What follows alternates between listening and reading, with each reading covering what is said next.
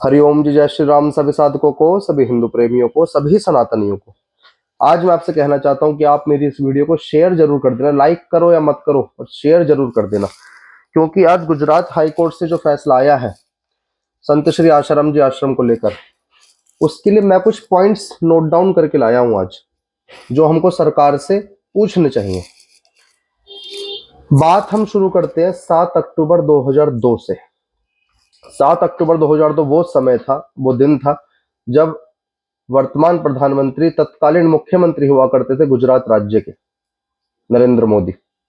और जब वो मुख्यमंत्री थे तो कई बार उनका मोटेरा आश्रम में आना जाना लगा रहता था। ये बात बिल्कुल जग जाहिर है, सब मीडिया में है, सब दुनिया जानती है इस बात को।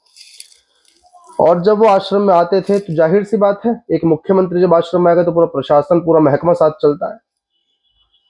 उस समय भी अहमदाबाद आश्रम का निर्माण कार्य ऐसा ही था जैसा आज की डेट में है, 2025-26 में जैसा अभी है वैसा ही 2002 में भी था। तो क्या उस समय कुछ भी उनको अवैध नजर नहीं आया था उस आश्रम में? क्या 2002 से लेकर 2025 तक कानून की आंखें बिल्कुल ही पट्टी बंद गई थी? उनको कुछ नजर नहीं आ रहा था? जो उनको अचानक आज सब कुछ नजर आने लगा, यहाँ पे अवैध निर्माण हुआ है, यहाँ पे ये हुआ, यहाँ पे वो हुआ है, अब आश्रम को डिमोलिश किया जाएगा, आश्रम को नष्ट किया जाएगा, वहां पर ओलंपिक का आयोजन किया जाएगा। हम देश के विकास के खिलाफ नहीं है, हम आसाराम बापू के शिष्य हैं जिन्होंने देश की हमेशा तरक्की की बात करी है। जब वहां पे मुख्यमंत्री आए होंगे तो मंच लगा होगा, कार्यक्रम हुआ होगा, पूरा प्रशासन होगा, तब उनको वहां पे कुछ भी अवैध नजर नहीं आया, क्योंकि उस समय सिर्फ वोट चाहिए थे। वोट की राजनीति ऐसी होती है, नेता तो अपने बाप का सगा नहीं होता, तो वो संतों का क्या सगे होंगे। और हम लोग, बड़ी एक अवधारणा देश में बनी हुई है, बड़ी एक सिंपल सी बात हम सब लोग बड़ी आसानी से बोल देते हैं कि कानून सबके लिए बराबर है। मैं इस बात का बिल्कुल खंडन करता हूं, कानून सबके लिए बराबर है ही नहीं। क्या देश में अवैध मस्जिदें, अवैध चर्च नहीं बने हुए हैं? उनके ऊपर तो मैंने कभी बुलडोजर एक्शन ऐसा बड़े पैमाने पर नहीं होता देखा कि कोई 60-70 साल पुराना आश्रम है, संत श्री आशाराम जी बापू आश्रम, जिसको अचानक सरकार को लगता है कि अवैध बना हुआ है, जबकि जमीन तो सरकार से ही ली थी आज से 60 वर्ष पहले। जमीन तो सरकार ने आवंटित करी थी उस समय तो। पर आज जब मोटेरा का विकास हो रहा है, आज जब मोटेरा के आसपास स्टेडियम इतना बड़ा बना हुआ है, मोटेरा में रिवर फ्रंट बन रहा है, साबरमती रिवर फ्रंट, तो वहां की जमीन अब तो सोना उगल रही है। वहां की जमीन जो पहले कौड़ियों के भाव में थी, आज वो अरबों खरबों रुपए की जमीन है। और उस अरबों खरबों की जमीन पर जो आश्रम बना हुआ है, जो कि तत्कालीन सरकार से ही जमीन लेकर बनाया गया था, आज उनकी नजर है कि भाई इतना बड़ा आश्रम बना हुआ है, इतने अरबों खरबों की जमीन पर, इसे पहले ध्वस्त करके यहाँ पे अपना विकास कार्य करो। विकास कभी विनाश से शुरू नहीं होता है, ये बात कान खोलकर सुन ले हमारे देश के प्रधानमंत्री। विकास विनाश करके शुरू नहीं होता। और जहां पे संतों की तपोभूमि पर विनाश करा जाएगा, जहां संतों की तपोभूमि को ध्वस्त करा जाएगा, वहां कैसे विकास की परिभाषित कर सकते उस विकास को? हम तो उसको विकास मान ही नहीं सकते। संत श्री आशाराम जी आश्रम अहमदाबाद वो क्षेत्र है, जब वहां पे बापूजी ने अपने आश्रम की नींव रखी थी, तब वहां पे अवैध रूप से जो शराब की भट्टियां चलती थी, वो सारी शराब की भट्टियां बंद हो गई। वहां पे जो गैर कानूनी काम होते थे वो सारे बंद हो गए, क्योंकि वहां का वातावरण ऐसा आध्यात्मिक स्पंदनों से युक्त हो चुका था कि वहां के लोगों का जो क्राइम था, जो उनकी अवधारणा थी, मनोदशा थी, सब बदल गई थी। सरकार के लाखों करोड़ रुपए बचाने का काम करा है संत श्री आशाराम जी आश्रम अकेले अहमदाबाद ने। लोग शराब छोड़ दी, लोगों ने नशा पत्ती छोड़ दी, ये सब करके लड़ाई झगड़ा करते, हॉस्पिटल में एडमिट होते, सरकार के पैसे खर्च होते।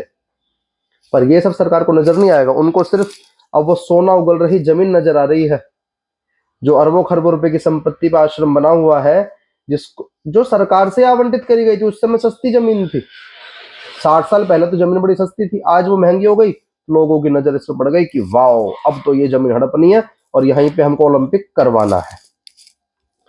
सवाल ये है, जितने भी अवैध मस्जिदें, जितने भी अवैध चर्च बने हुए हैं, जो भी अवैध चीजें बनी, क्या सब तोड़ी जाएंगी? क्या सब ध्वस्त कर दी जाएंगी?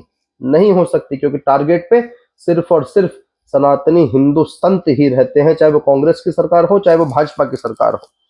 सरकार कहती है कि अवैध निर्माण। अवैध निर्माण कैसे हो गया? जब तत्कालीन मुख्यमंत्री आश्रम में जाते थे तब उनको अवैध निर्माण नहीं दिखा वहां पे कहीं पे, तब उनको कुछ नजर नहीं आया। अब बात निर्माण कार्यों की नहीं है, अवैध निर्माण कार्यों की, अब वो बात है जमीन की करोड़ों की कीमत की।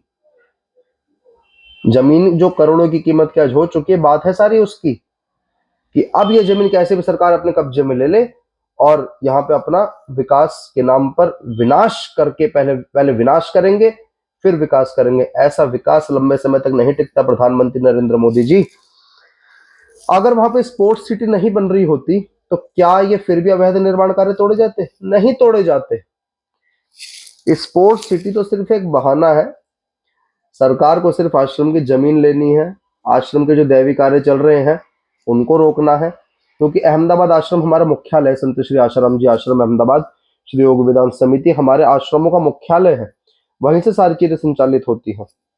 बापू जी को झूठे रेप केस में फंसाकर, झूठे षड्यंत्रों के तहत जेल में डालकर सरकार ये सोच रही हो कि अब तो आसाराम बापू जेल में चले गए थे। अरे आसाराम बापू इस समय बाहर है, अपना न्यायोचित उपचार ले रहे हैं, सब कुछ कार्य कोर्ट के आदेश के अनुसार चल रहा है। परंतु मेरा कहने का तात्पर्य यह है कि जब आप तो कहते हो तथाकथित अपना आपको हिंदूवादी सरकार, जब पूज्य बापू जी हिंदू धर्म के लिए ही कार्य कर रहे हैं तो वही आपकी नजरों में क्यों खटक रहे हैं? आखिर आसाराम बापू ने आपका क्या बिगाड़ दिया, मुझे ये बताओ। 12 साल हो गए आपको सत्ता में, 2013 से हो, 2026 आ रहे, 2026 शुरू हो गया, अभी तक बापू जी के केस में। अब आप लोग बोलेंगे कि केस सरकार का हस्तक्षेप नहीं होता केस में, ये सारी बातें कहने की होती हैं। सलमान खान के ऊपर जो केस चल रहे थे और वो कैसे 2 घंटे के अंदर अंदर जमानत मिल जाती, 2 घंटे में कैसे क्या होता है, वो सब समझते। भारत की जनता दिमाग से पैदल नहीं है बिल्कुल भी। भारत की जनता में बहुत दिमाग है और हम में भी बहुत दिमाग है कि बापू जी के पीछे सरकार पूरा प्रशासन क्यों पड़ा हुआ है, ये सब लोग जानते हैं। और बापू जी के अहमदाबाद आश्रम के ऊपर नजर क्यों है, ये भी सब लोग जानते हैं। तो बापू जी के साधकों को पागल न समझा जाए। यदि सरकार को समाधान चाहती है, सरकार चाहती है कि वहां पे कुछ निर्माण करना है या कुछ भी आसपास के एरिया में जो भी निर्माण कार्य करने हैं, तो टेबल टॉक भी तो हो सकती है, बैठ के बातचीत भी तो हो सकती है, या फिर सीधा बुलडोजर ही चलेगा। ये तो कहीं का श्लोक नहीं हुआ। बापू जी के लाखों करोड़ों साधकों की श्रद्धा और विश्वास का केंद्र है मोटेरा आश्रम। यदि आप उस पर बुलडोजर चलाओगे तो चुनाव फिर आएंगे 2029 में। बापू जी के साधक करोड़ों में है, 8 करोड़ रजिस्टर्ड साधक है बापू जी के। खैर, भगवान सबको सदमति दे, भगवान सबको भला करे, हमारे गुरुदेव तो यही कहते हैं। और विनाश करके विकास यदि आप करोगे तो वो विकास में विनाश ही हो जाएगा, उसका भी वो विकास लंबे समय तक टिकेगा नहीं। हरिओम, जय श्री राम। इस वीडियो को शेयर जरूर कर दीजिएगा।